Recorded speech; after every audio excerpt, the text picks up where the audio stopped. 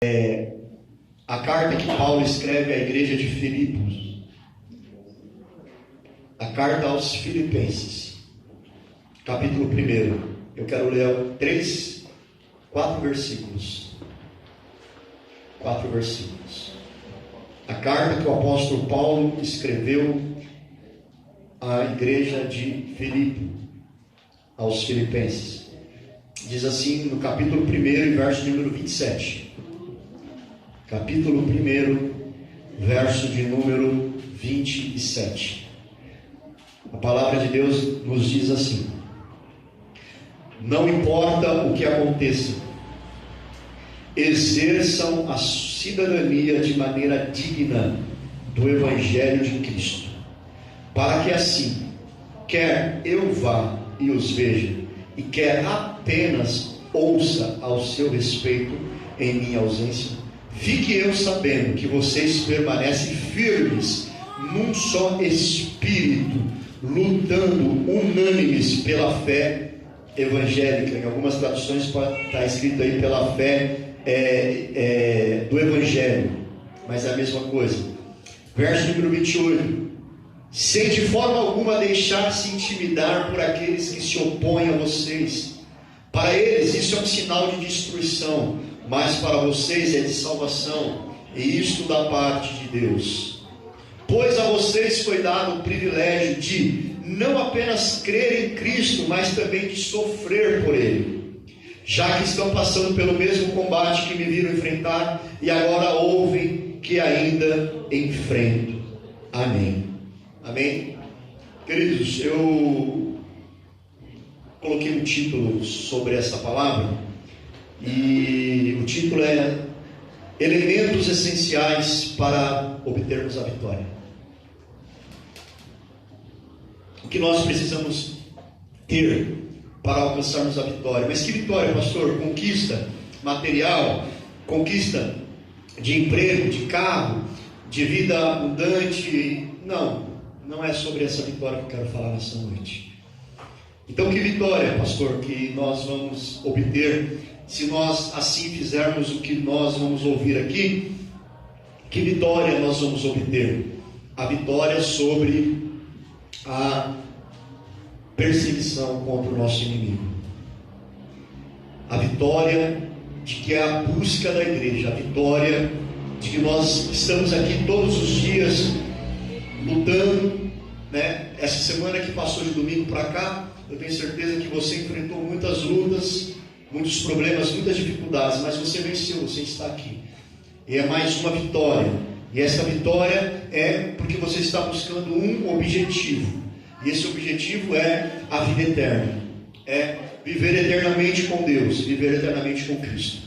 Então o apóstolo Paulo, ele vai escrever essa carta à igreja de Filipe, e ele vai nos dar aqui pelo menos, eu tirei aqui pelo menos 3 elementos que são essenciais para que a igreja do Senhor possa vencer o seu inimigo. Amém? Queridos, primeiramente deixa eu fazer uma introdução aqui, para que você saiba por que Paulo escreveu essa carta.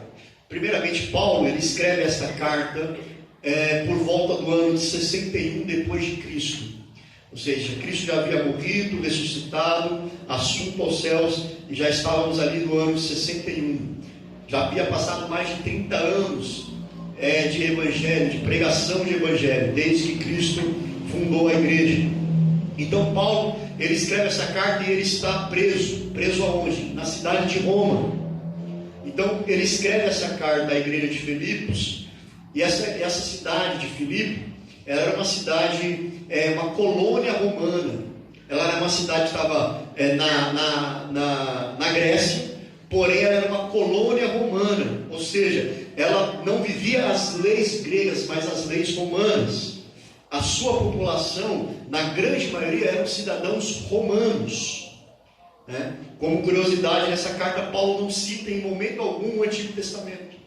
Por quê? Porque ele não está tratando com judeus, ele está tratando com romanos convertidos ao Evangelho.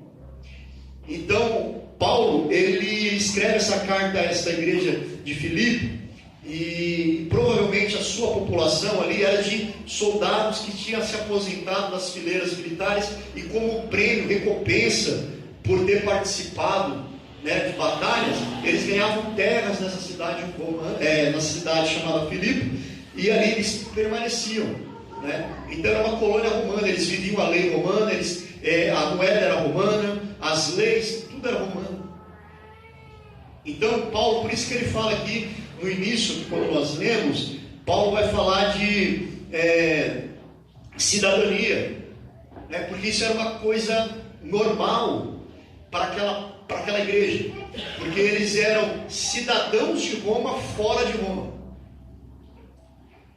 Por isso que Paulo vai usar essa comparação, e eles falam: exerçam a cidadania de vocês digna do Evangelho de Cristo. Então ele vai falar: olha, essa linguagem que Paulo está usando é uma linguagem política, né? Ele está dizendo: da mesma forma que vocês são cidadãos romanos e vivem a lei de Roma fora de Roma, então vocês precisam viver o Evangelho de Cristo aonde vocês estão.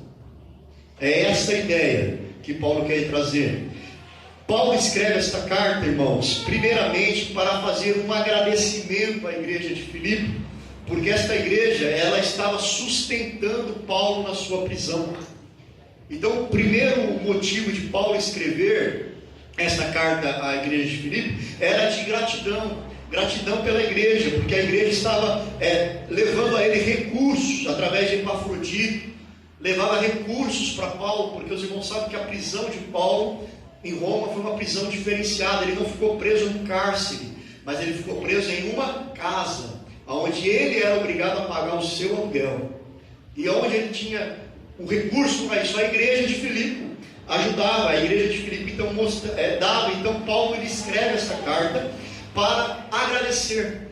Nesta carta nós não vamos ter muitas correções, mas Paulo, ao mesmo tempo que ele escreve essa carta para agradecer, para dizer à igreja o quanto ele estava feliz por eles e o quanto Paulo era agradecido pelo amor que eles tinham por ele, Paulo era pastor.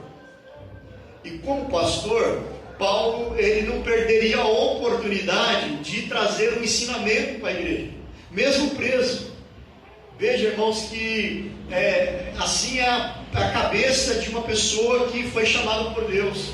Ele pode estar longe, mas ele não está longe, ele está perto. Ele pode estar longe, mas ele está preocupado. Ele está querendo saber como está, o que está acontecendo. Eu preciso levar esse ensinamento. Então Paulo ele aproveita essa carta para escrever agradecimento, mas ao mesmo tempo Paulo, ele como pastor, ele quer levar um ensinamento. E Paulo nesta noite, através dessa passagem, quer também nos ensinar. Quer nos trazer um entendimento de algo que Paulo via que estava acontecendo. Então Paulo ele escreve essa carta para encorajar os irmãos. Para encorajar. Paulo queria mostrar para eles como é o modo de viver que agrada a Deus. E também Paulo queria encorajá-los e para eles se manterem firmes em meio às perseguições, irmãos, que estariam por vir. E no meio dessa perseguição, Paulo queria mostrar para eles que eles deveriam se alegrar no Senhor, ainda que as circunstâncias não fossem favoráveis. Uma das palavras que mais se repetem nesta palavra, nesta carta, é alegrai-vos. Alegrai-vos, regozijai-vos. Paulo fala, mais uma vez eu vos escrevo, regozijai-vos, alegrai-vos. Paulo estava trazendo uma palavra de encorajamento. E Paulo estava escrevendo, alegrai-vos, está onde, irmãos, que eu acabei de falar aqui? Dentro de uma prisão. Ainda que não fosse um cárcere, mas ele estava preso. Todos os dias um soldado diferente estava acorrentado no Paulo. E Paulo estava ali aguardando o julgamento diante de César. E daquele julgamento, Paulo poderia sair morto. Sabemos que não foi desta vez, mas ele poderia morrer ali. Então esse homem que está preso, que tem um julgamento próximo, se aproximando, que tem algo que teoricamente, na visão humana, seria algo terrível, algo para trazer depressão, algo para trazer tristeza, algo para trazer desânimo. Esse homem está escrevendo para a igreja, preocupado com a igreja, porque a igreja sabia da situação situação de Paulo. Então Paulo escreve encorajando a eles e dizendo: olha, alegrai-vos, regozijai-vos no Senhor. Então, meus irmãos, olha só a visão de uma pessoa que tem um chamado de Deus. Ele está preso, mas ele está preocupado em encorajar os irmãos para que não desanimem. Porque Paulo sabia que aquela luta que ele estava passando, eles também teriam que enfrentar. Ele sabia que aquelas perseguições chegariam até a cidade de Filipe.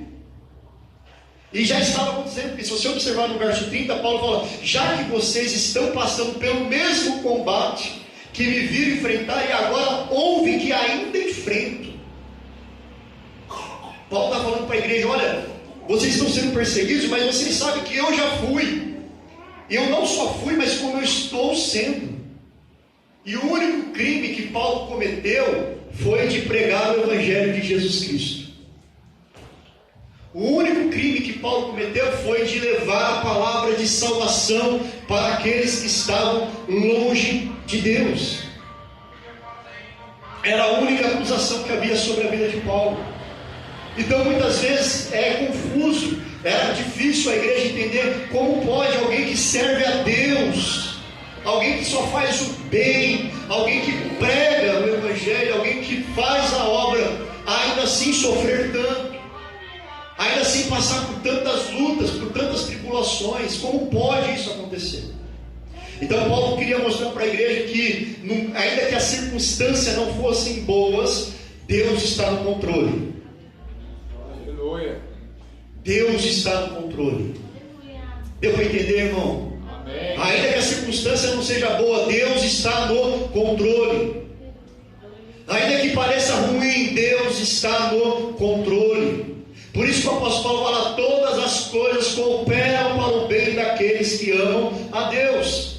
Ele poderia dizer isso porque ele sabia que as prisões e as lutas que ele passava, as perseguições e as tribulações, não era para afastá-lo de Deus, e não era para trazer desânimo, mas pelo contrário, era para que o Evangelho fosse pregado.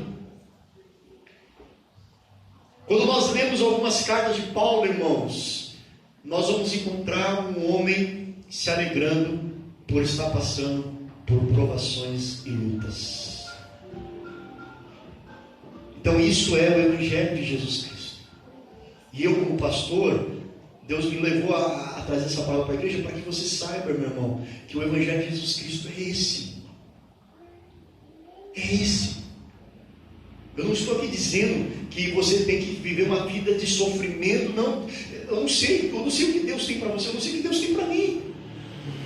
Eu só sei que aquilo que vier sobre a minha vida, eu tenho que estar contente.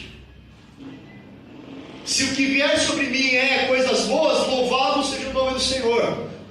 Eu vou usar isso para levar o Evangelho. Mas se for coisas ruins, também louvado seja o nome do Senhor. Eu vou levar o Evangelho. E por que eu estou dizendo isso? Porque, irmãos, aquela igreja, Paulo estava preparando ela para a perseguição. Você percebe isso na leitura da palavra. Paulo fala de combate, né? Paulo fala para a igreja não se intimidar. Eu vou tratar de cada um desses pontos daqui a pouco. Eu estou fazendo só a introdução. Daqui a pouco nós vamos tratar cada um desses pontos. Mas Paulo fala de combate. Paulo fala de perseguição, de não temer, de forma alguma não deixe se intimidar, não tenha medo dos seus inimigos, daqueles que se opõem. Então Paulo está preparando a igreja para algo que vai vir. E nós precisamos hoje, irmãos, eu como pastor preciso preparar a igreja do Senhor para aquilo que vai vir. Eu não posso chegar aqui e somente pregar aquilo que as pessoas querem ouvir. Porque eu sei que todo mundo gosta de ouvir coisas boas, mas você precisa ouvir a realidade. E muitas vezes a realidade é dura. A realidade muitas vezes é difícil, mas ela precisa ser falada.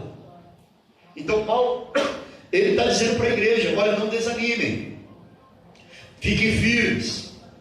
Amém? Amém. Irmãos, há pouco tempo atrás, bem pouco tempo, eu trouxe aqui como exemplo para vocês verem do que eu quero preparar a igreja, do que nós porque eu estou, através da palavra, que Cristo gerou no meu coração, o que eu quero dizer para os irmãos. No dia 12 de junho agora, dia dos namorados, o STF, Superior Tribunal Federal, ele votou. Ele não pode legislar, o STF não pode legislar, mas ele pode, ele não pode criar lei, mas ele pode criar projetos que possam virar lei. Eles podem fazer isso, projetos de lei. E eles então votaram lá dentro, né, um projeto, uma lei, e eles incluíram, dentro de uma lei que já existe, eles incluíram que no Brasil agora é crime a homofobia. A homofobia agora é crime. E eles pegaram a lei que trata sobre racismo, né, e colocaram dentro da lei do racismo também a homofobia. Então, as mesmas prerrogativas que estão na lei para quem pratica o racismo, agora também está sendo exercida para quem praticar a homofobia. O que é homofobia? É uma palavra que quer dizer alguém que tenha preconceito ou tenha disposição ruim para quem é homossexual. Tal do LGBT, que agora não é mais LGBT, agora é LGBT+, W, Z, Y, H. É a lei do alfabeto inteiro agora. Né? Então, agora é lei. E o que isso, pastor, mas tá, o que isso tem a ver? O que tem a ver, querido, é que eu como pastor, você como cristão, se eu agora, esse vídeo está sendo gravado, né? Se eu estou aqui dizendo para você que o homossexualismo, na visão de Deus, é pecado, e quem o pratica, se não se arrepender e não abandonar, vai para o inferno, eu corro o risco de ser preso. A igreja corre o risco de ser presa. É isso que eles estão querendo. E surgiu uma perseguição religiosa, meu irmão. Porque eu não vou poder mais pregar a verdade do Evangelho. Com amor. Eu não estou dizendo aqui que nós temos o direito, nós não temos o direito de desrespeitar ninguém. Nós não temos o direito de atacar ninguém, nem fé de ninguém e nem opção de ninguém. Mas eu tenho o direito de dizer a palavra. Eu tenho o direito de pregar a palavra. Pela própria Constituição. Porém, algumas pessoas podem se dizer que estão ofendidas com aquilo que eu estou dizendo e podem me processar. Podem chamar a polícia. E eu terei que prestar conta na justiça. E tudo isso porque pelo amor do Evangelho.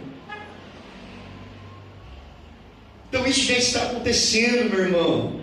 Então essa lei, eu baixei ela aqui, ó, é a lei número 7.716, ela trata em especial de proteger o grupo social e evitar a sua exclusão.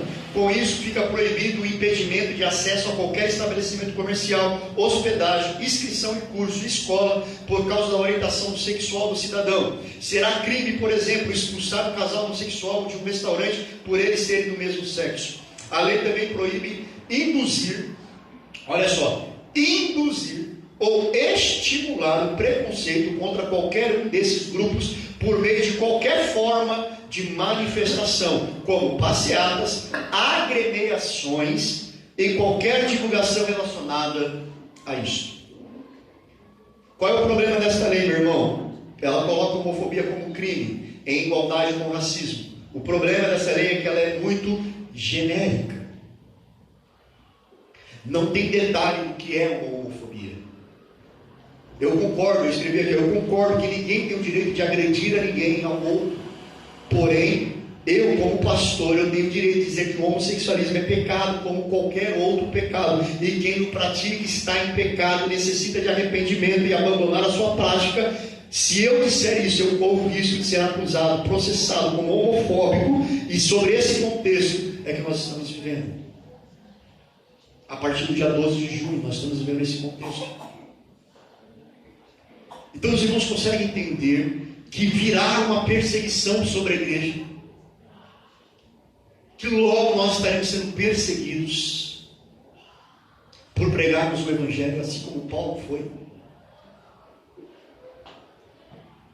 Daqui a pouco nós não estaremos mais aqui na igreja, estaremos numa cela. Apenas por dizer que homossexualismo é pecado, como a mentira é pecado, como o adultério é pecado, como a prostituição é pecado, como qualquer outro pecado. Não é um pecado acima dos outros, não, ele é um pecado como qualquer outro pecado. Mas agora estão criando leis que vai restringindo. Como eu falei, essa lei é genérica, meu querido. Como eu falei, ninguém pode ser discriminado. Se entrar um homossexual aqui, ele é bem-vindo, ele tem que permanecer aqui, ele tem que ser bem recebido, ele tem que ser abraçado e cuidado pela igreja. Porém, eu como pastor não posso aceitar a prática dele. Não vou poder.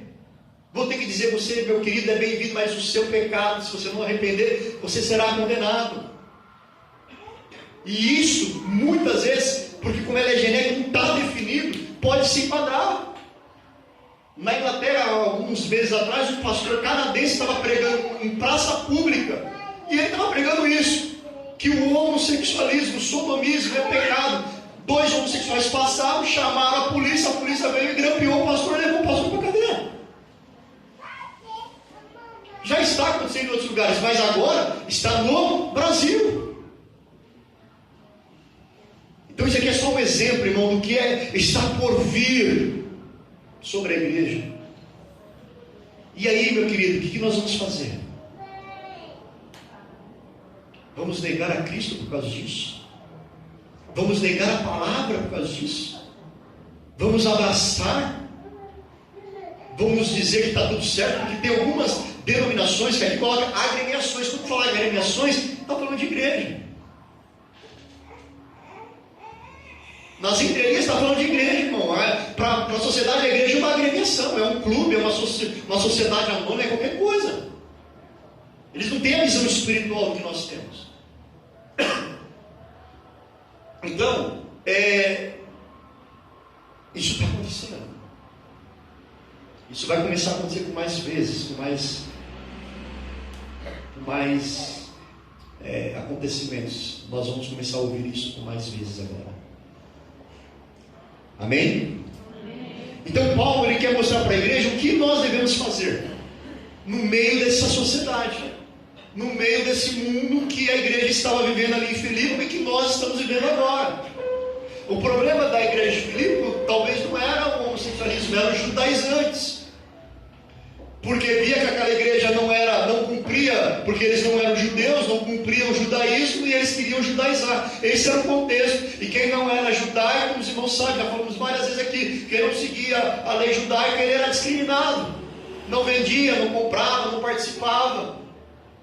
Então Paulo esse era o contexto. O nosso contexto pode ser diferente, mas a visão é a mesma. Então Paulo vai nos dizer nesse parágrafo que nós lemos aqui 3 elementos essenciais para nós lutarmos e manter a integridade da fé. Por que nós estamos fazendo aqui? É manter a integridade da fé. O que é a integridade da fé, irmão? É fazer da fé, a fé que eu digo aqui não é a fé, a sua crença, não é isso. São os dogmas, são as doutrinas bíblicas, elas precisam ser mantidas, elas não podem ser mudadas por força de leis. Nenhuma lei humana pode mudar a doutrina de Deus. A palavra de Deus está sobre essas coisas. Então eu como pastor, você como igreja, nós temos que manter a integridade. A palavra de Deus, ela é íntegra e ela precisa ser pregada por completo, não pode ser alterada para poder ajustar.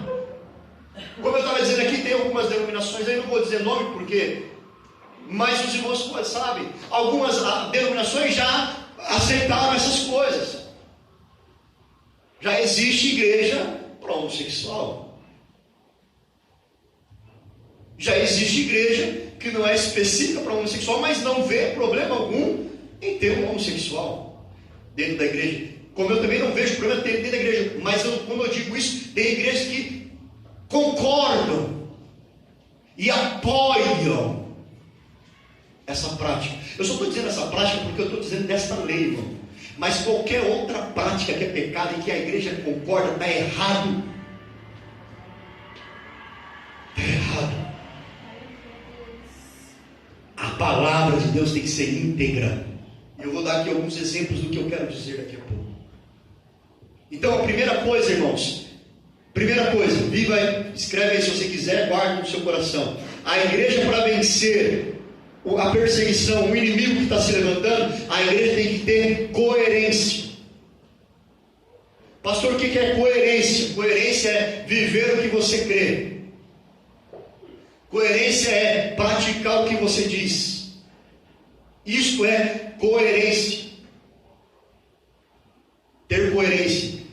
Eu escrevi aqui: a maior arma contra o inimigo não é um sermão inspirador e nem um livro poderoso, mas sim a vida coerente dos cristãos. A maior arma é uma vida coerente. Sabe por quê? Porque Paulo ele vai escrever aqui, na palavra, o verbo que Paulo diz aqui, que eu li. O celular está toda hora travando aqui. Não importa o que aconteça, exerçam a sua cidadania de maneira digna. Esse exerçam a sua maneira digna, cidadania de maneira digna. Quando Paulo diz isso, é uma linguagem política que Paulo está dizendo, que o comportamento daquelas pessoas tinha que ser condizente com a sua cidadania. Então Paulo está pegando a cidadania romana e fala: da mesma forma que vocês, como romanos, vivem no meio dos gregos, você agora vai ter que viver como cristão no meio dos gregos. É isso que Paulo estava dizendo. De forma digna.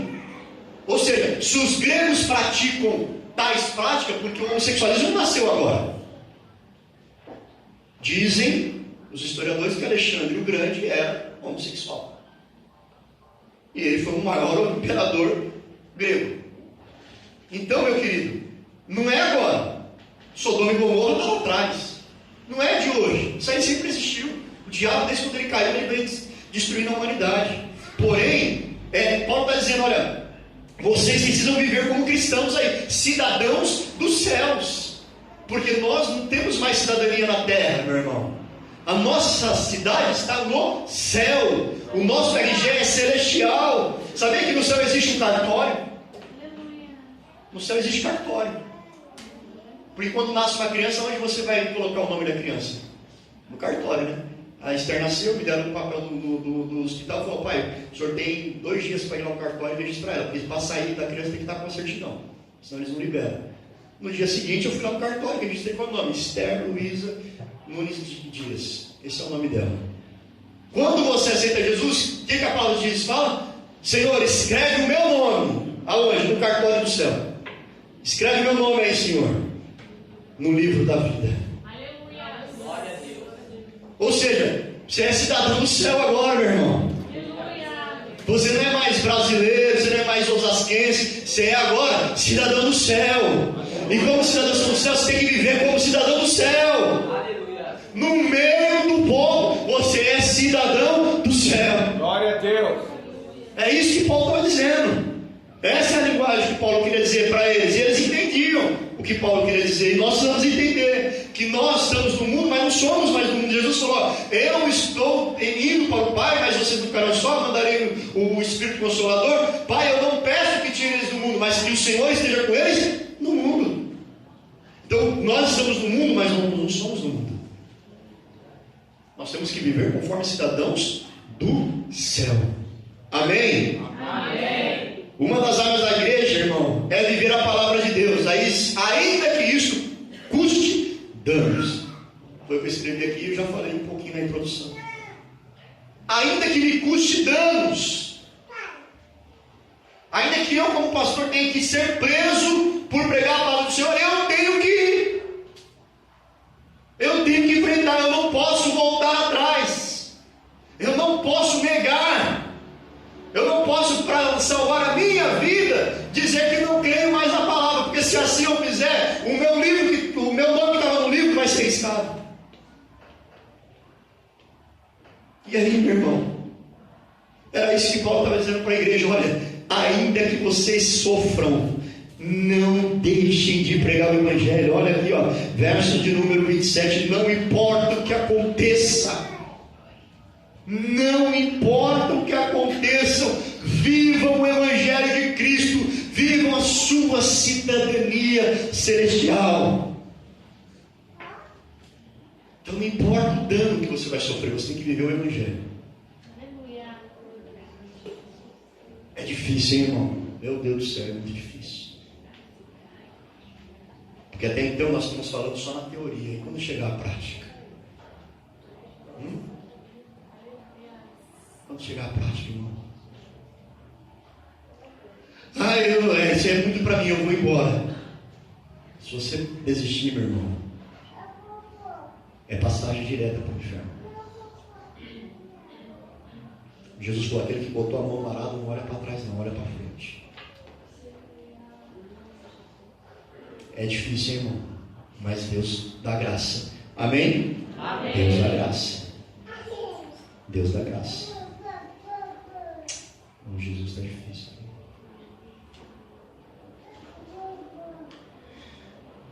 Irmãos, Paulo ele vai falar também que nós temos que exercer a cidadania de modo digno. É o mesmo que viver o Evangelho neste mundo e não apenas saber sobre ele. Em outras palavras, nós temos que viver aquilo que nós cremos. Eu escrevi aqui que na atualidade nós temos muitas pessoas que leem Bíblia, mas nós precisamos de crentes que vivam a Bíblia. Porque ler a Bíblia e conhecer sobre ela não é suficiente, você precisa viver. Essa é a grande dificuldade. Sabe por quê? Porque o Evangelho é aquele que muda a mente e os conceitos. É só a palavra de Deus que faz isso. Então, tem muitas pessoas que conhecem de Bíblia, sabem muita coisa de Bíblia, mas não vivem a Bíblia. E essas pessoas as pessoas que provavelmente não suportarão as perseguições. Então Paulo estava querendo dizer para os irmãos lá: olha, não importa o que aconteça, vocês têm que viver aquilo que vocês creem. Vocês precisam viver disso. E aí eu trouxe aqui alguns exemplos sobre isso, que eu falei que eu ia trazer alguns exemplos, não falei? Então vou dar alguns exemplos aqui do que eu quero dizer. Por exemplo, um casal sabe que Deus detesta o divórcio, não é verdade? Deus detesta. Mas o que eles fazem? Separam. E ainda dá glória a Deus porque o divórcio foi rápido. É mentira ou é verdade? E muitos conhecem a Bíblia. Muitos sabem do que a Bíblia fala, do que Deus diz sobre o divórcio. E ainda assim pratica como se nada tivesse nenhum problema. Outro exemplo.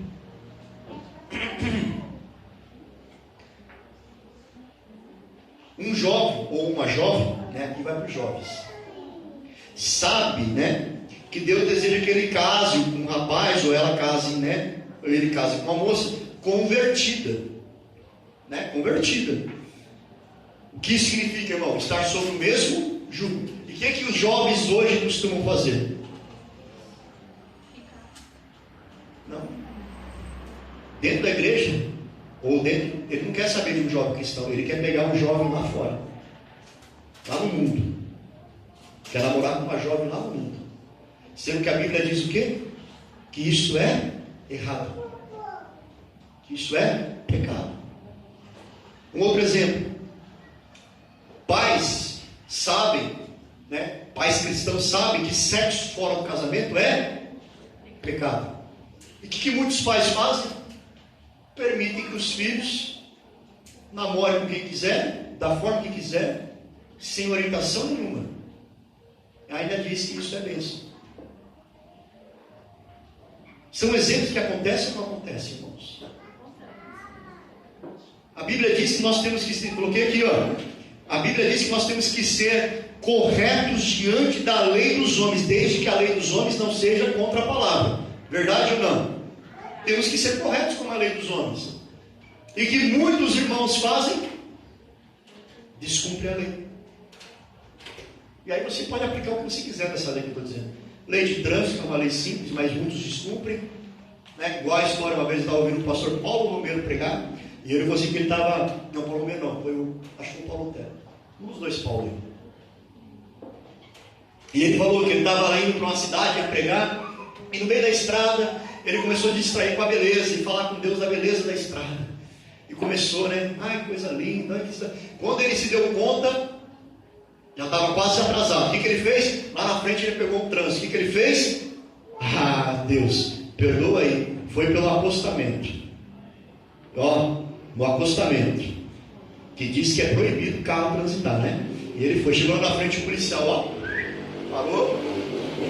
A gritação e tal. O que ele fez? Não, senhor guarda, me desculpa, mas eu tive que andar pelo acostamento porque eu vou pregar na cidade e tal e eu me atrasei.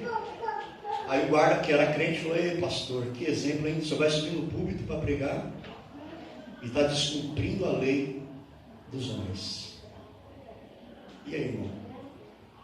Parece coisa boba, não parece? Ele falou que na hora assim veio aquela vergonha e ele falou: realmente, como que eu vou subir no púlpito se eu não estou obedecendo às leis dos homens?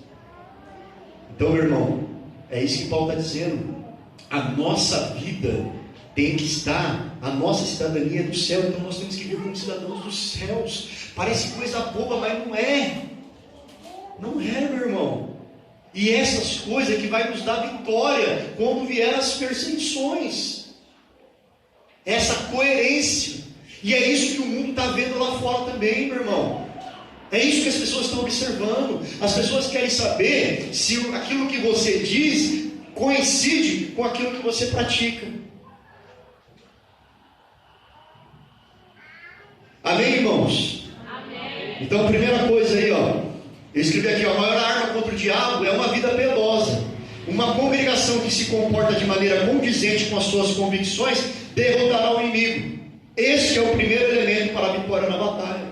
O diabo não vai ter que se acusar, irmão, da nossa vida. Se nós formos coerentes com a nossa cidadania do céu, com a palavra de Deus, o diabo não vai poder te acusar. Não vai poder fazer nada. Porque nós somos coerentes.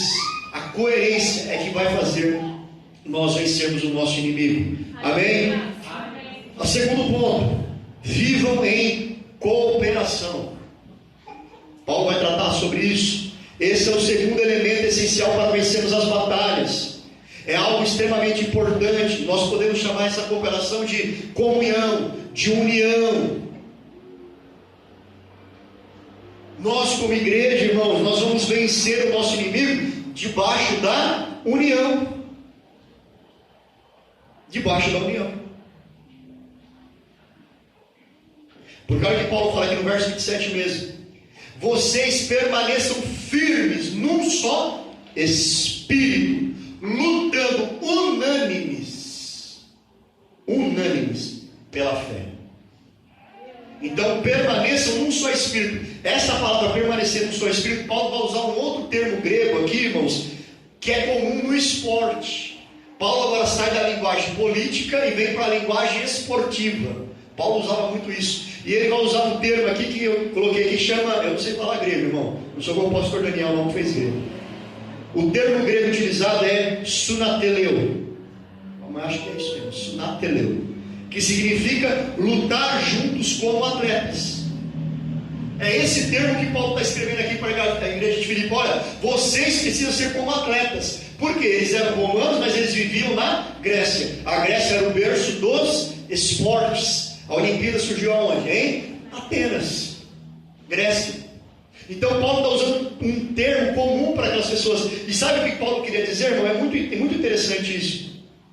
Paulo queria dizer que nós temos que ser como um esporte, lutando juntos. Ele vai dar origem à palavra atletismo. Paulo vê a igreja como uma equipe e lembra que a igreja lembra a igreja que o seu trabalho em equipe é que vai conquistar a vitória. É que não vai fazer nós vencermos o nosso inimigo, é trabalhando em equipe, tendo o mesmo objetivo, estando agarrado no mesmo alicerce, remando para o mesmo lado. É dessa forma que nós vamos vencer, meu irmão. Se a igreja se desunir, aí que o inimigo entra, porque eu escrevi aqui, ó, o inimigo ele tem prazer em divisões, em igrejas. O seu lema, o lema do diabo é dividir e conquistar. Quando o diabo divide, ele conquista. Quando o diabo consegue separar, ele conquista, meu irmão. Isso pode ser uma igreja local, pode pode ser no meio cristão, evangélico. Quando o diabo consegue colocar a divisão no meio do povo, coisas pequenas começam a dividir o povo. Eu creio que isso aqui é assim, eu creio que aquilo ali é ali, mas irmão, e o amor não põe na onde isso aqui? Porque tem coisas, irmãos, que estão dividindo a igreja, coisas boas. E Paulo sabia do que estava escrevendo, porque Paulo conhecia o problema que estava acontecendo naquela igreja, onde duas irmãs tinham conflitos. Está aqui, em Filipenses capítulo 4, verso 2. Ele sabia que estava acontecendo isso. Então Paulo fala para a igreja: olha, se vocês permanecerem desta forma, vocês não vão alcançar a vitória. A vitória de vocês vai estar quando vocês estiverem unidos como um time de atletismo, irmão. Aleluia. Esses dias atrás o Brasil foi campeão sub-20, na mundial de atletismo. Bateu os Estados Unidos, bateu a Jamaica, que são os feras do atletismo. 4 meninos, 19, 20 anos. O Brasil foi campeão mundial sub-20 em atletismo, revezamento 4x4. E eu vi uma entrevista de um menino que foi interessante. Ele era o sprinter, né? O sprinter é aquele cara que dá a arrancada final. Então ele poderia falar: eu fui o cara que ganhou, porque eu dei a arrancada final. Mas ele disse: não, nós ganhamos em equipe. O primeiro é tão importante quanto o último. O primeiro é tão importante quanto o último. Porque o que nós queremos dizer aqui, Paulo diz que a igreja é como um corpo. O menor é tão importante quanto o maior. E a igreja só vai vencer os seus inimigos, irmão. Nós só vamos vencer as perseguições, as lutas, se nós nos unirmos como igreja. Glória a Deus. Como uma equipe. Preparando essa palavra aqui, eu vi uma história de um livro que um jogador de basquete muito bom, ele era o melhor do time, era o craque do time. Ele chegou pro treinador e falou: não vou mais treinar não, porque eu sou o melhor jogador. O treinador falou assim: não, mas como assim você não vai mais treinar?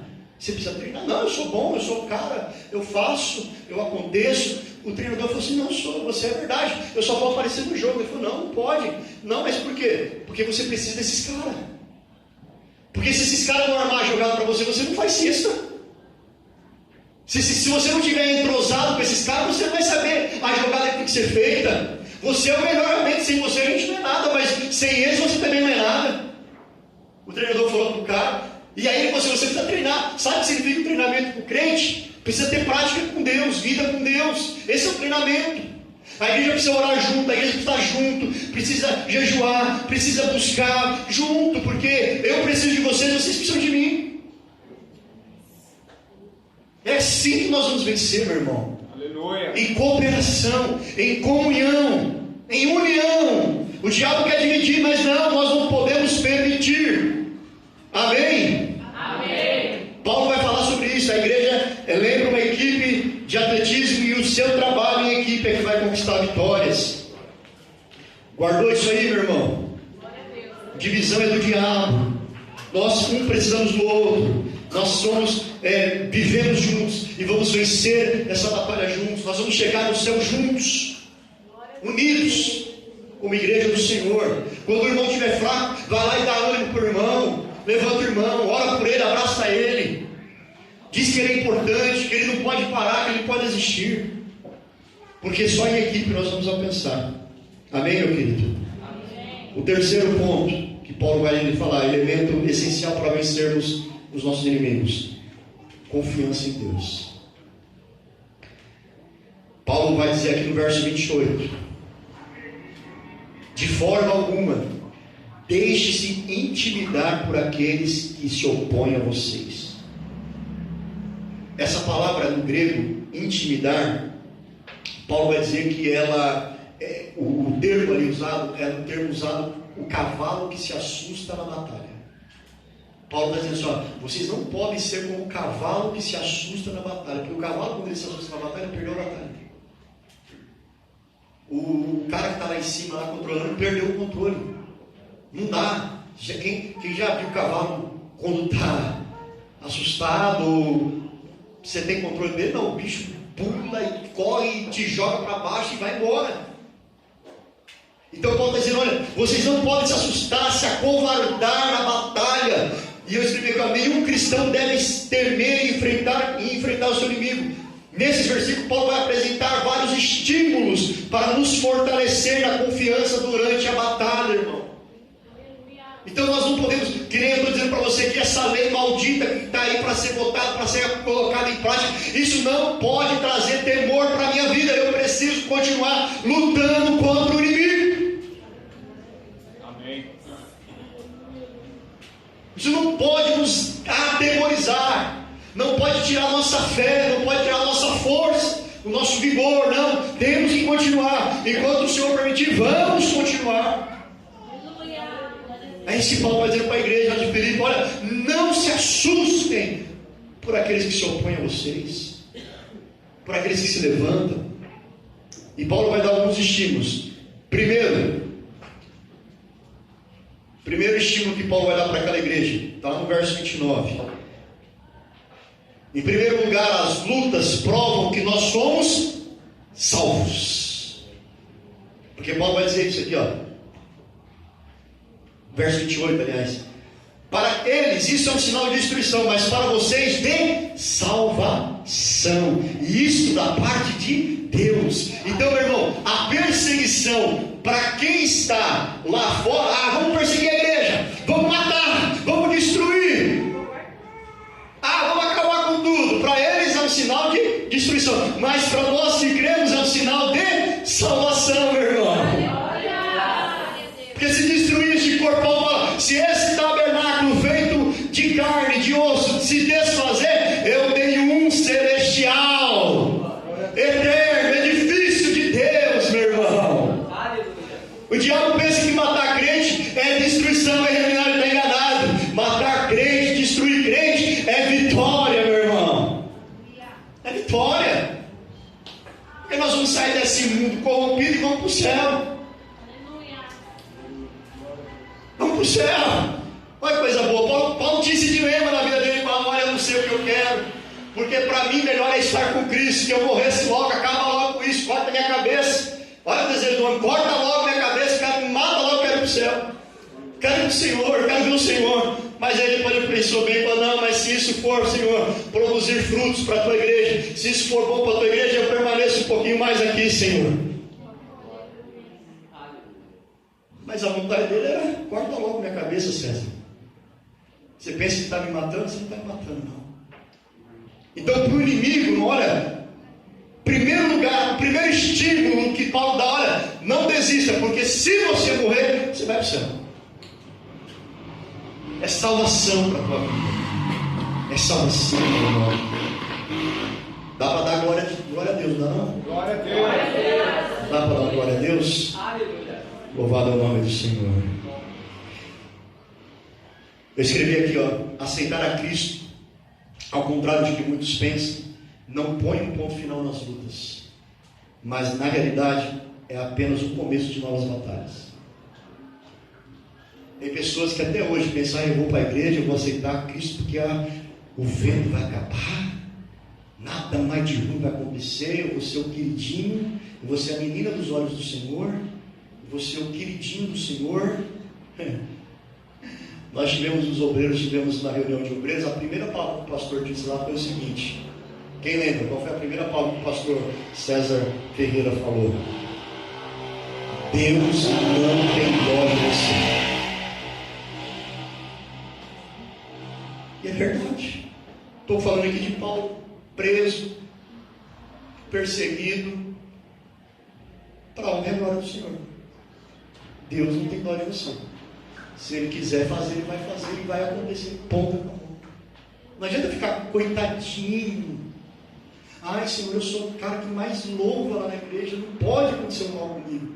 Por que não? Por que não? Então, meu irmão, aceitar a Cristo, para quem é novo convertido, está com essa ilusão: ai, agora que eu fui para a igreja, nada mais. Não, vai começar lutas maiores. Hoje eu estava conversando com o meu sobrinho lá, que se converteu há pouco tempo, fazia tempo que eu não via ele, e falei isso para ele. Falei: filho, agora você comprou briga de vez com o diabo. Agora você é o alvo dele. Você é o alvo dele. Eu falei: tio, isso é verdade. Essa noite mesmo eu tive 3 sonhos dele querendo jogar na minha cara aquilo que eu praticava.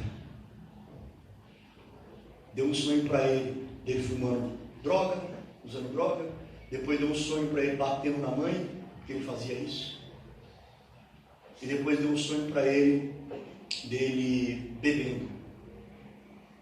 Ele falou que acordou assustado e foi orar. Falou: Senhor, isso aí eu já fiz, mas eu estou agora lavado pelo sangue de Jesus.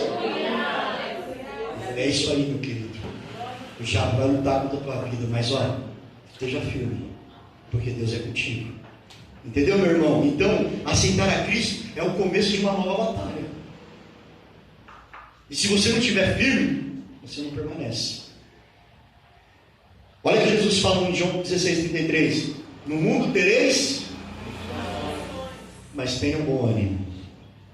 Já está lá, irmão, já está há 2000 anos dizendo: você vai ter aflição. E para quem Jesus estava dizendo isso? Para os discípulos, para a igreja. Não era para quem estava lá fora.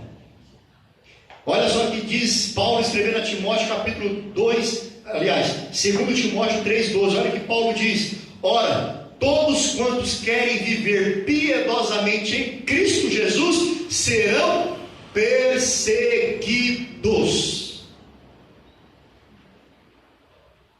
Todos quantos querem viver piedosamente em Cristo Jesus serão perseguidos. Não tem para onde fugir, meu irmão. Quer viver o Evangelho de Cristo? Prepare o lombo. Prepare. Mas sabe uma notícia boa? Que o Senhor dá condições, meu irmão. O Senhor dá o Espírito Santo. O Senhor envia os anjos. O Senhor envia o socorro. O Senhor envia a porta quando não tem porta. O Senhor dá o alívio. É o Senhor que cuida. É o Senhor que faz, meu irmão. Essa é a boa notícia. O Senhor não nos abandona. Ele falou: olha, vou deixar vocês no mundo sozinhos. Foi isso que ele falou? Não. Ele disse: eu vou para o Pai, mas eu vou enviar o Consolador, o Espírito Santo. Estará convosco todos os dias. E quando estiverem na frente daqueles que te perseguem, não tenham medo. Abra a boca, porque eu colocarei palavras. Louvado o nome do Senhor. A igreja do Senhor nunca estará abandonada, meu irmão. O crente fiel, o crente santo, o verdadeiro, esse vai estar guardado debaixo das asas do Onipotente. Nenhum mal chegará sobre a tua tenda, peste alguma chegará no teu lar. Mas pastor, isso é contradizente. Não é não, meu irmão. Eu não estou dizendo que não vai vir luta, mas quando vem a luta também vem o refrigério. Quando vem a luta também vem o escape. Quando acaba a provisão, Ele é a provisão, Ele é o Jeová Jireh. Quando vem a doença, Ele é o Jeová Rafá, meu irmão. Quando vem a injustiça, Ele é o Jeová Tsidkenu, sei lá com quem é hebraico, é o Deus da justiça. É Ele. Confia nele, meu irmão. Por isso que Paulo está dizendo: confia no Senhor. Igreja, confia no Senhor. Aleluia. Porque todo o mal que vier, Cristo estará do teu lado, irmão. Louvado é o nome de Jesus. O segundo estímulo que Paulo dá para nós em meio a esta situação é meio contraditório, irmão. Por isso que o Evangelho, Paulo mesmo escrevendo a carta, ele diz assim: o Evangelho de Cristo para o mundo é loucura, mas para os que creem é bênção. Glória a Deus. É poder de Deus. Aleluia. É loucura para quem não crê, mas para quem crê é bênção e poder de Deus. Porque Paulo, olha o segundo estímulo que Paulo dá para a igreja. Ele diz assim para a igreja lá no verso 29. Parece contraditório. Paulo diz assim, ó, diz que sofrer por Cristo é um privilégio. Tá? Pois a vocês foi dado o privilégio, não apenas de crer em Cristo, mas também de sofrer por Cristo. É privilégio, irmão. Sabe por que é privilégio? Porque o diabo, ele não taca pedra em árvore que não dá fruto. Alguém taca pedra em árvore que não dá fruto? Não. Mas e árvore que dá fruto? É pedrada toda hora. É paulada toda hora. Então, é um privilégio, meu irmão. Quando vieram as lutas, as perseguições, Paulo está dizendo para a igreja: ei, se acalma. Porque para vocês não foi dado só o privilégio de crer, mas também o de sofrer por Ele. E aí, irmão, olha que lindo aqui que eu tirei do livro lá, que eu estudei para preparar essa palavra. Diz assim, ó: é uma honra padecer por amor de Cristo, pois afinal Ele sofreu por nós, e o mínimo que podemos fazer para demonstrar o amor e a gratidão é ter a disposição de sofrer por Ele.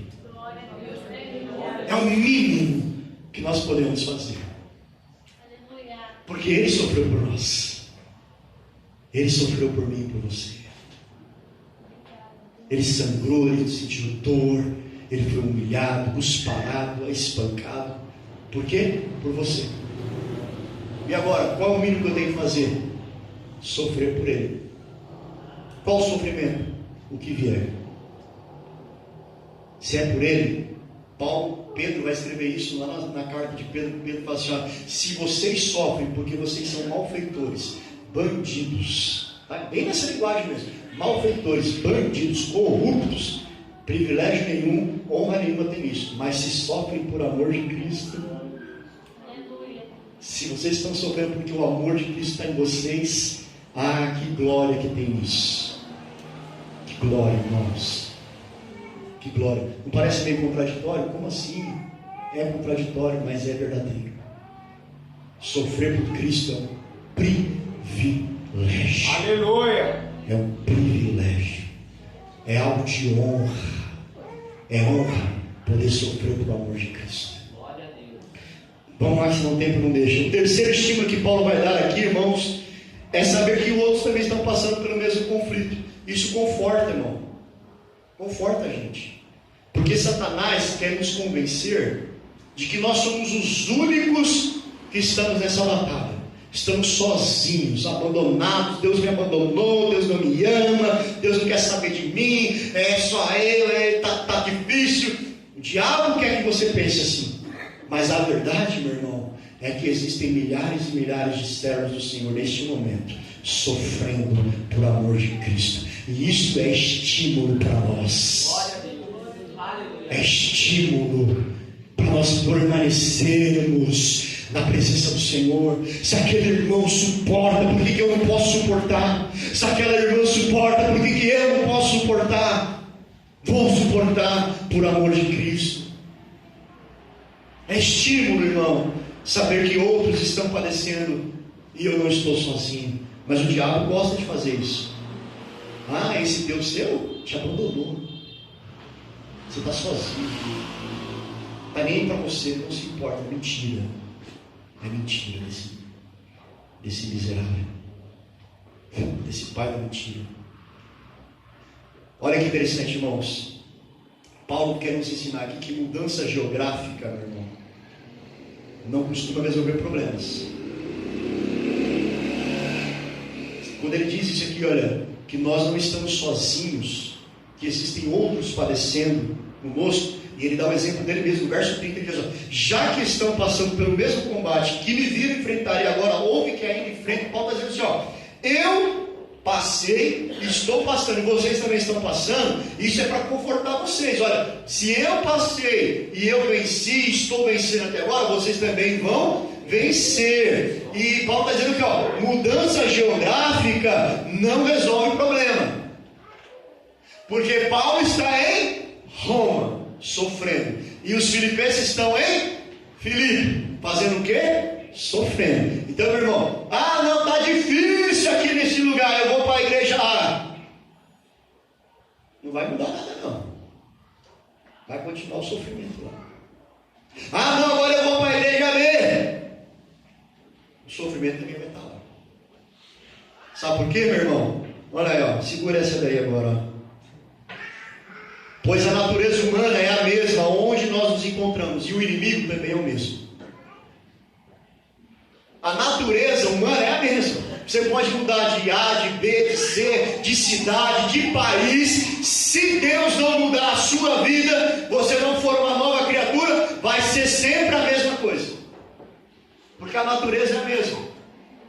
E o inimigo também é o mesmo. Ou você acha que o diabo que está aqui é diferente do diabo que está lá nos Estados Unidos agora? É o mesmo, meu querido. É o mesmo. E Então, mudança geográfica não altera problemas espirituais. Tem que enfrentar, fica onde Deus te colocou. Tem que passar, permaneça. Não queira pular, não queira sair, não queira abandonar, porque isso não vai resolver nada. O que resolve é você permanecer debaixo da graça do Senhor, chorando aos pés da cruz e buscando a presença do Senhor. Oh, glória! Isso resolve. Para concluir, na verdade, irmão, enfrentar conflitos espirituais, eu escrevi aqui, ó. Na verdade, enfrentar conflitos espirituais é uma das formas de nós crescermos em Cristo. Eu costumo dizer, isso é uma frase minha, eu não vou em lugar nenhum, foi Deus que me deu, meu. Crente tem que ser igual massa de pão. Só cresce quando apanha. Se não apanha, não cresce. Quem já fez pão aqui caseiro sabe como que é, né? Você põe a massa lá, é porrada. Vai com a mãozinha leve lá, querendo amassar a massa, para ver se ela vai ficar aquela massa bonita, fofinha, gostosa. Não vai. Vai ficar igual o meu pão. Uma vez eu fui fazer pão em casa, virou uma pedra, irmão. Se eu tacasse na parede, quebrava a parede. Eu falei, eu não sirvo para esse negócio, não. Crente é igual massa de pão. Só cresce quando apanha. Segura aí. É para vocês, é para mim, é para nós. Segura aí. Tem que apanhar. Então o sofrimento, irmão, para o crente, ele serve para nos moldar. Paulo estava dizendo isso para a igreja. Olha, vocês precisam crescer. Vocês precisam conhecer Deus. Vocês precisam ter experiências com Deus. E como que eu vou ter experiência com Deus? Sendo amassado. Sendo amassado. Passando no estreito. Enfrentando o deserto. Sei lá o nome que você queira dar. Indo para a casa do oleiro. Olha quanto nome para a mesma coisa. Amassado. Deus precisa fazer isso. A igreja precisa. Sabe por quê? Porque quando viu o tempo difícil, olha só que a palavra do Senhor disse. A palavra fala que já existiram muitos anticristos, mas virá o anticristo. Artigo indefinido. Quando a Bíblia dá um artigo indefinido, ele está querendo dizer que é alguém que supera todos os que já existiram. Irmão, nesse mundo já existiu Hitler. Já ouviu falar de Hitler? Hitler matava para ver o cara cair. Era o prazer dele. Nesse mundo já existiu imperadores romanos terríveis, como Domiciano, como Nero. Nero botou fogo em Roma, destruiu a cidade dele, matou os compatriotas dele, só para poder prender Paulo e matar Paulo. De 14 bairros que existiam na cidade de Roma, ele incendiou 10, só deixou 4 onde os cristãos viviam. Aí falou, quem botou fogo foi os crentes, pega lá e mata todo mundo. Foi lá e prendeu Paulo e matou Paulo. Olha, esses homens existiram, mas a Bíblia diz que vai vir o anticristo. É algo superior. E a Bíblia diz também, meu irmão, que no mundo já houve muita tribulação, mas vai vir uma tribulação que nunca existiu na terra. E se nós tivermos que passar por isso, irmão, se nós não formos amassados por Deus, preenchidos por Deus, sermos cheios de Deus, nós não vamos conseguir suportar. Nós vamos sucumbir.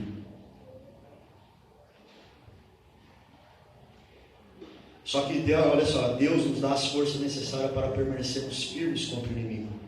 Essa é a confiança. Essa confiança prova ao adversário que ele foi vencido e que nós temos o lado vitorioso, irmãos. Essa confiança que nós temos em Deus só vai provar uma coisa: o diabo. Sabe quando você é perseverante? Quando você é resiliente, você não desiste.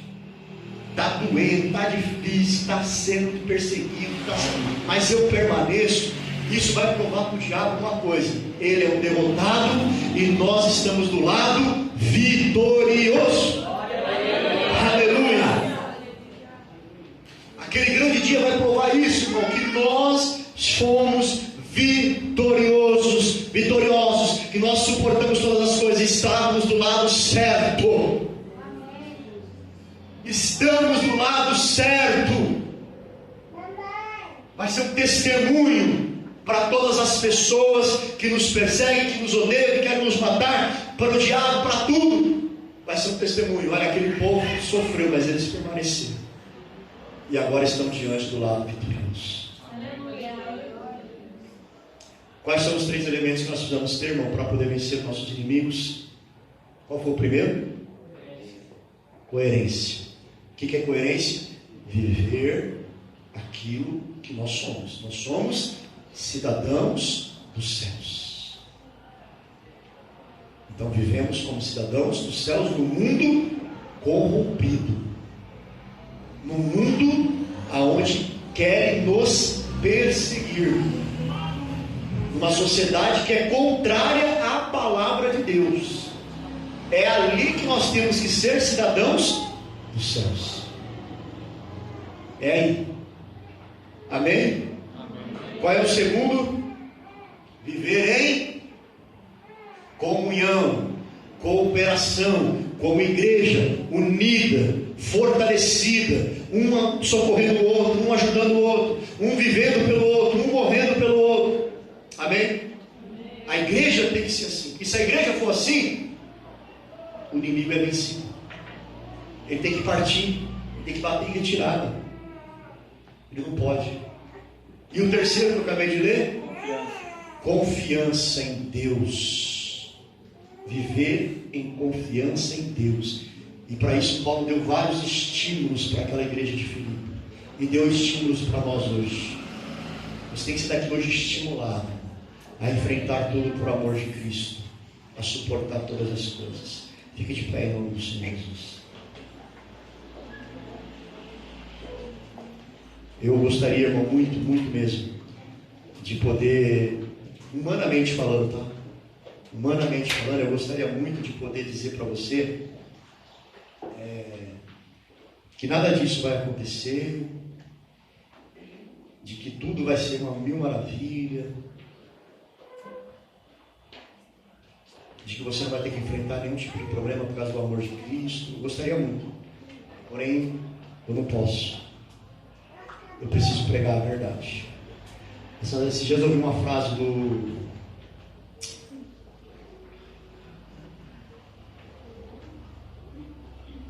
Augusto Nicodemos. E ele dizia assim: quem prega a verdade do Evangelho nunca terá multidões, nunca terá grandes seguidores. Jesus pregava a verdade do Evangelho. Quantos seguiam ele? 12, não ainda era diabo. Quando ele pregou a verdade mesmo dos outros 70 e tantos que tinha, foi tudo embora. E ele falou para eles: e vocês não vão? Ele falou: Senhor, para onde iremos nós? Se só tu, Senhor, tem a palavra da vida eterna. Ou seja, que Pedro estava dizendo, só o Senhor tem a verdade. Então, irmãos, por isso que você não pode medir sucesso espiritual com barulho, com grandezas. É lógico que eu quero ver essa igreja aqui pequena, mas eu quero ver essa igreja aqui pequena, a gente mudando para outro prédio, um prédio maior, mas com entendimento de que as coisas de Deus é assim. Não pessoas iludidas, enganadas, como nós temos milhares de pessoas aí hoje iludidas e enganadas. Porque pessoas, para não perder isso daqui, para não perder membresia, para não perder membros, fala só aquilo que as pessoas querem ouvir. Só aquilo que, hoje a palavra falou comigo. Por quê? Porque falou que eu vou ser um vencedor. Você vai ser um vencedor mesmo, em nome de Jesus. Porém, segundo os padrões de Deus, não os padrões do mundo. Você vai ser mesmo. Querido, eu não podia ir embora sem... Eu comecei falando sobre Apocalipse 13. Eu só vou ler só e depois a gente ora. Apocalipse 13, ele vai falar sobre esse homem que vai surgir. O anticristo que saiu do meio das nações. E lá no verso 8 ele vai dizer assim: todos os habitantes da terra adorarão a besta, ou seja, o anticristo, a saber, todos aqueles que não tiverem seus nomes escritos no livro da vida do Cordeiro, que foi morto desde a criação do mundo. Então, primeira coisa que tem que guardar aí, pessoas vão adorar Ele. Só não vai adorar Ele quem tiver com o nome escrito no livro da... Quem é que tem o nome escrito no livro da vida? Então, a igreja vai estar onde? Aquele que tem ouvidos ouça. Se alguém há de ir para o cativeiro, olha aqui, ó, cativeiro é prisão. Para o cativeiro irá. Se alguém há de ser morto a espada haverá de ser morto. Aqui estão a perseverança e a fidelidade dos santos. Quem são os santos? A igreja. Então, meu irmão, será que nós estamos preparados? Olha que Jesus falou: quem tiver que ir para a cadeia, vai para a cadeia. Quem tiver que ir para o cemitério, vai para o cemitério. Então, meu irmão, é muito sério, tá? Então, eu acho que nós temos que cada dia mais nos aproximarmos de Deus e nos fortalecermos em nome de Jesus. Não estou dizendo isso, irmão, pela misericórdia. Eu oro a Deus. Ai, o pastor pregou hoje, eu não quero mais. Pelo amor de Deus, irmãos, você precisa saber da verdade. Não é para colocar medo, porque como eu falei, o Senhor vai te guardar, vai te proteger. Mas você vai precisar, se for necessário, vai ter que passar, vai passar. Eu não sei quando é a volta de Cristo, irmão, eu não sei quando que é. Você sabe quando que é? Não sei. Eu gostaria muito bem de dizer aqui também, não, nós não vamos passar por nada disso, mas eu não sei. Tudo indica que a igreja vai passar, que a igreja vai ter que enfrentar. Então, irmão, se vamos ter que enfrentar, vamos nos preparar. Era isso que Paulo estava fazendo para a igreja de Filipe. Se preparem, porque Paulo também não sabia quando Cristo ia voltar. Paulo morreu achando que Cristo ia voltar ontem. É verdade ou não é? Ele falava assim, ó, a igreja escreveu para ele: Paulo, quando Cristo vai voltar? Ele falou assim: olha, eu não sei, mas os que estiverem mortos ressuscitarão primeiro. Nós que estivermos vivos, nos encontraremos com ele. Então a esperança de Paulo é que ele estivesse vivo com a volta de Cristo. Então essa tem que ser a nossa esperança. Jesus pode voltar amanhã. Tudo isso aqui que eu falei pode acontecer amanhã. E aí? Está preparado, irmão? Está preparado? Então se prepare em nome de Jesus. Amém? Amém. Queridos, eu quero propor essa semana nós orarmos e jejuarmos pelo trabalho no dia 9 de julho. Amém? Para que Deus use as pessoas que aqui estarão e para que nós conseguimos trazer as pessoas para ouvir a palavra do Senhor. Amém? Feche teus olhos, quero orar pela tua vida agora em nome de Jesus. Senhor Deus, em nome de Jesus Cristo. Deus, a tua palavra foi pregada, Senhor. Oh, ah, Deus, eu como ser humano, meu Pai, eu queria pregar outra coisa, Senhor.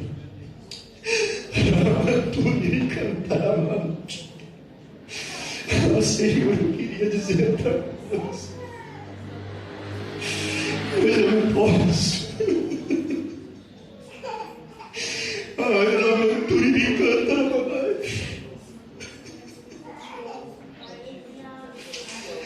Espírito Santo, ajuda-nos, Senhor, ajuda-nos. Porque, Senhor, haverá tempos difíceis. Haverá tempos de muita dor e muito sofrimento, Senhor. E nós precisamos estar prontos, Senhor. Paulo estava preso, prestes a morrer, meu Deus, mas estava preocupado em alertar a igreja sobre todas essas coisas, Senhor, e dizer para a igreja: vocês precisam vencer, vocês precisam vencer o inimigo, vocês precisam se preparar para a batalha, para a luta, para aquilo que vai vir, vocês têm que estar prontos, vocês precisam se levantar, se união, precisam estar juntos para viver e para enfrentar esse inimigo que vai se levantar para destruir. Ah, Espírito Santo, e hoje eu peço ao Senhor, ajude a tua igreja na face dessa terra, Senhor, a se levantar, a se unir em oração, em buscar, em compartilhar, em viver, meu Deus, o que tu pede para nós vivermos, em sermos a luz deste mundo, sal desta terra, porque, Senhor, só assim nós vamos viver e vamos vencer, meu Pai, o inimigo. Ah, Senhor, o diabo, ele vai ter só uma semana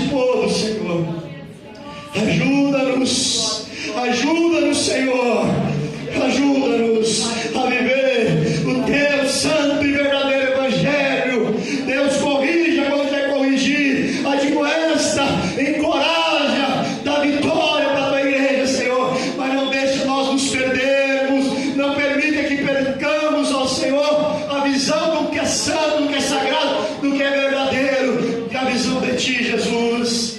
Ajuda a Tua igreja, o Teu povo, abre o entendimento dos Teus filhos, Senhor. Deus, abre o entendimento, Deus, da Tua igreja, para que eles possam viver para Ti o Teu verdadeiro Evangelho, em nome de Jesus Cristo. Amém, amém. Louvado é o nome do Senhor. Quem puder levantar